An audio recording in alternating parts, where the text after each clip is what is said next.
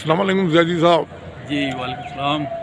आज फिर आप बड़े घर में पहुंचे हुए हैं जहां लोगों को नसीब से इंसाफ मिल जाता है। तो आपने सुप्रीम कोर्ट की जजमेंट जो है 2012 SCM और 152 पढ़ी, तो उसके हिसाब से ये देखें क्या हाई कोर्ट ने जो थी जजमेंट से उसको रिव्यू तो नहीं कर दिया, और क्या उसकी जुरिडिक्शन में ये चीज़ आती थी कि ये चेक कर बताएंगे कुछ इस मौजू पे? जी अस्सलाम वालेकुम मसूद भट्टी साहब, आपका बहुत शुक्रिया कि आपने मुझे एक बार फिर जो है इस सिलसिले में अपने ख्यालात के इज़हार का मौका दिया है।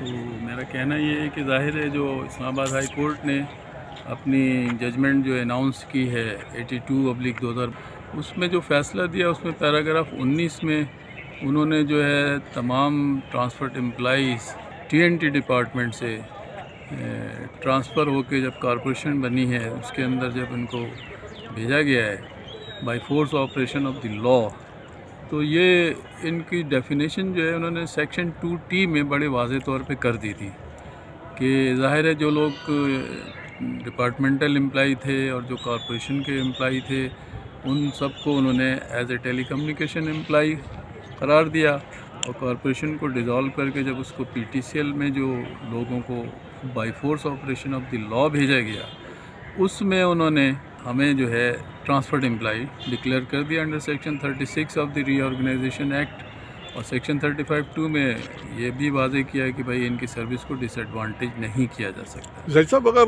आपके पास 2012 SCM और 152 मौजूद हो तो क्या उसके पैरा नंबर 15 पे रोशनी डालेंगे? हाँ, पैरा नंबर 15 में मैं आपको जजमेंट ज़रा दिखाऊंगा।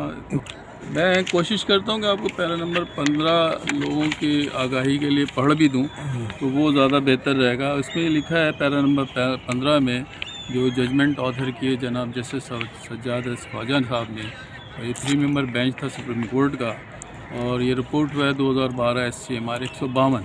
इसके पैरा नंबर 15 में ये कहा, this is thus it is evident that at the moment of transition, when the appellant cease to remain the employee of the corporation and become the employee of PTCL, they admittedly were governed by rules and regulation which had been protected by the PTC Act. The said rule therefore by definition were statutory rules. As has been discussed above, PTCL no doubt in relation to its employees, which were in addition to the rules of employment prevailing on 1/1/1996.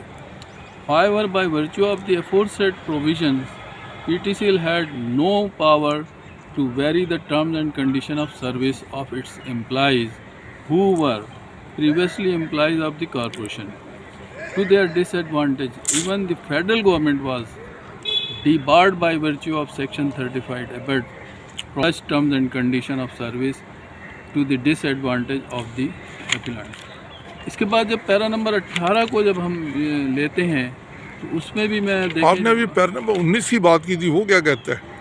Para number 19 की बात कर रहे थे। Para number 19 पे जो judgement इन्होंने announce की है इस्लामाबाद हाई कोर्ट ने, उसके अंदर उन्होंने जो ठीक है उसको बाद में देखते हैं, इसका पैरा नंबर 18 देखते हैं, वो आप जो बता रहे हैं उसको देख लें। उसी हवाले से मैं ठीक चाह रहा हूँ आपको। पैरा नंबर 18 में ये कहा है कि PTCL was left free to deal with its employees regardless of any constraints specified in section 35 and 36 of the Reorganization Act. The contention has no force. The guarantee does not change the nature of status of PTCL. As the federal government is the principal obligator required under law to adhere to the protected terms and condition of service of transport employees. तो ये इस self मतलब इतनी वाज़े तौर पे ये बताया गया है कि जो ट्रांसपोर्ट एम्प्लॉई है उनकी टर्म्स एंड कंडीशन जो है PTCL चेंज करने की पोजीशन में ही नहीं है। लेकिन ये जो इस्लामाबाद हाई कोर्ट की जजमेंट आई है इसके अंदर अगर आप देखेंगे पैरा नंबर 19 में उन्होंने उन तमाम जो सेक्शन 2T के तहत जो मुलाजमीन आते थे उन सबके जो है उन्होंने टर्म्स को मॉडिफाई करके ये जो जजमेंट है सुप्रीम कोर्ट की 2012 SCMR 152 उसको रिव्यू करके मॉडिफाई कर दिया, जो कि इस्लामाबाद हाई कोर्ट की जुरिस्डिक्शन ही नहीं बनती इस केस में। और यही हमारे लिए एक मतलब जो इन्होंने कंपनी ने तो किया ही किया, ये डिसएडवांटेज हमारी सर्विस के साथ इस तरह भी कर दिया गया, जो कि सरासर नाइंसाफ़ी है। और जाहिर है इसकी जो, और मज़े की बात यह कि इसकी अपील भी PTCL ने खुद दी है ताकि इसको अपहेल्ड करा ले इस फैसले को। और इसके बाद जो जितने भी 91 के बाद से जो TNT के बाद से जो लोग आए हैं इस ज़िमरे में, उनको मतलब जो है उनकी सर्विस को बिल्डोज कर दिया जाए और उनके राइट्स को बिल्डोज कर दिया। क्या जैदी साहब इसका ये मतलब नहीं कि इस्लामाबाद हाई कोर्ट ने जो 1996 का एक्ट है उसको रीराइट कर दिया PTCL के फेवर में? ये कानून की मॉडिफिकेशन हो गई है, लॉ की। बिल्कुल, और ये जुरिस्डिक्शन नहीं थी, इसको रिव्यू किया गया इस जजमेंट को, और ये बड़ी टैक्टफुली मतलब जो है इन्होंने PTCL ने ये सारी चीज़ें इनकॉर्पोरेट करा दी हैं, जो कि हाई कोर्ट को नहीं लेना चाहिए था। जबकि ऑलरेडी इतना वाज़ा पैरा नंबर 15 और 18 इतना वाज़े तौर पे ये बता रहा है कि ये फेडरल गवर्नमेंट नहीं कर सकती, तो ये PTCL कहाँ से ये सारी चीज़ें उठा के लिए। तो हाई कोर्ट ने कैसे पूरे लॉ को चेंज कर दिया? वो तो 1996 का एक्ट पूरा इस जैसे आपने बताया, उसके नतीजे में तो पूरा एक्ट जो है ना अल्टर हो गया। उसमें ज़ाहिर है जब उन्होंने सेक्शन 2T को ही मतलब जो है नज़रअंदाज कर दिया, तो इसमें जो हमारी टर्म्स एंड कंडीशन से मुतालिक जितनी भी मतलब शक़ें थी वो सारी इफ़ेक्टेड हो रही हैं। और ये ज़ाहिर है कोर्ट ने अपनी जुरिस्डिक्शन में मतलब जो जाके आउट ऑफ वे मतलब जो जजमेंट दी गई है, वो इस प्रिंसिपल ऑफ लॉ पे स्टैंड नहीं कर रही है। तो इस चीज़ को अब जो है ये जो इसमें पिटिशनर है वो इस चीज़ में कैसे आगे बढ़ सकते हैं और क्या करें? पिटिशनर का इसमें मसला ये है कि इन लोगों ने खुद जो है कैटेगरी मतलब बना के जो अपने केस को डिफेंड किया। अब नतीजा ये है कि उसमें वर्कमैन कंपनसेशन एक्ट को भी ले आए, और इसके अलावा जो इनके पास VSS वाले थे वो भी मतलब जो है इसमें, इसके अलावा कॉरपोरेशन के एम्प्लाई हैं उनको भी मतलब जो है रगड़ा गया है। इसके अलावा जो लोग 91 से 31/12/91 के बाद जो TNT के मुलाजिम अफराद थे जो लोग इस ज़िमरे में आए हैं, उनको भी उनके हुकूक को भी कोर्ट ने मतलब जो एक तरह से बिल्डोज कर दिया है। अब आपकी क्या राय है कि आगे क्या राय अमल होना चाहिए? राय अमल ये है कि इसके कानूनी तौर पे आपको इन सारी चीज़ों को देखना पड़ेगा, और जो इन्होंने CPLA डाली है PTCL ने और कुछ पिटिशनर्स ने भी डाली है, लेकिन उसके मेरे पास क्योंकि पेपर बुक नहीं है तो उस सिलसिले में मुझे ज़्यादा इल्म नहीं कि उन्होंने वहाँ पे क्या ग्राउंड लिया है। लेकिन मेरा अपना ख्याल है कि इन्होंने पैरा 19 से मुतालिक कोई ऐसे वाज़े ग्राउंड नहीं पेश किए हैं, और जो कि नहीं पैरा नंबर 18 और 15 जो मैंने अभी आपको पढ़ के सुनाया है, उसके मुताबिक इनको डिफेंस लेना चाहिए था। अदालत की जुरिस्डिक्शन को चैलेंज नहीं किया कि उसने जो जज, ये बड़ा इंपॉर्टेंट चीज़ क्या है ना, आप सही कह रहे हैं कि अदालत की जुरिस्डिक्शन को भी चैलेंज नहीं किया कि इसकी जुरिस्डिक्शन ही नहीं थी कि ये फैसला देती हो, जबकि ऑलरेडी 3 मेंबर बेंच का फैसला सुप्रीम कोर्ट का मौजूद था। और अपनी जुरिस्डिक्शन से बाहर जाके उसने ये फैसला दिया, और जिससे लॉ और जजमेंट दोनों चीज़ों को उसने सेटिस्फाइड कर दिया।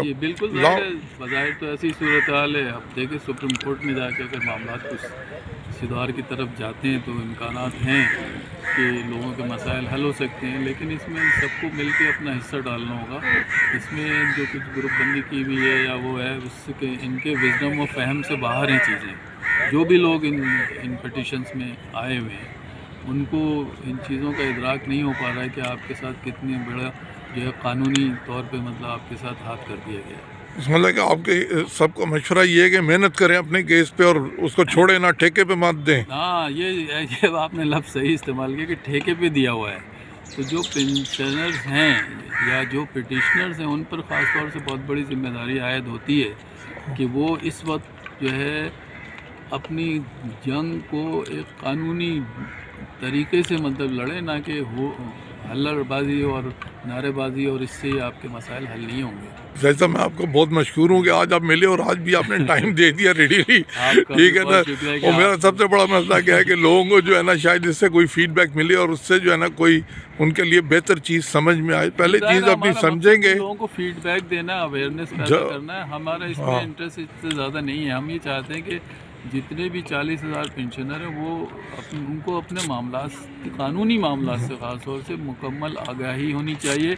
आप देखें कि जो सेनेट ने रेजोल्यूशन पास की है वो भी आप देखें कि 40 मिलियन तक तो जो है एरियर हमारे हैं। अब आप बताएं कौन मतलब इसको दिलाएगा? बिल्कुल ये हो ही नहीं सकता। सही, और अगर होगा भी तो बहुत मुश्किल है उस सूरत में जबकि आपके पीछे अदलिया आके खड़ी है। बिल्कुल अदरवाइज कोई ऐसी सूरत बिल्कुल। नजर नहीं आती। लेकिन फिर भी आप कम से कम अपने राइट्स के रेस्टोरेशन के लिए तो फाइट करें ना। बिल्कुल। आप जो फाइट कर रहे हैं वो हवा में कर रहे हैं। आपके पाँव मतलब जो है ज़मीन पे होने चाहिए और आप बिल्कुल स्टैंड होके मतलब खड़े हों तो सब साथ मिल के इन चीज़ों को लेके जाएं।